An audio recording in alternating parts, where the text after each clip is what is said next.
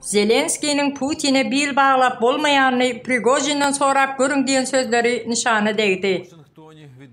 Vladimir Zelenski öz ayalı Zelenski'ye bilen Amerika'nın Birleşen Ştatlarının New York şehrine Birleşen Milletler Kurumasının Novat'taki 78. Asambleyasına geldi. Bu yıldan çıktı Biden ilkinci olup çıkış etti. Rusya-Ukrayna uruşu barada söz açtı.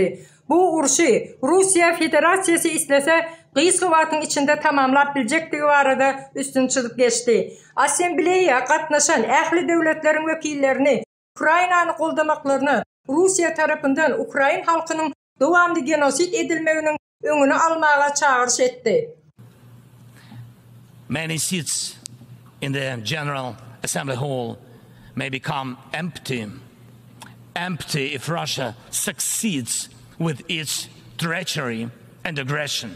Söz növbəti Zelenski'ye gelip yetende İngiliz dilinde her bir aydan sözlerini däne edip yeryüzünde müňläp beýguna adamların ömrü tebiği betdagçylyklar täbli kesilýän bolsa, Ukraynanyň halky bir adamın toslama ertekisi, onun ambisiyası sebäpli ýok edilýär.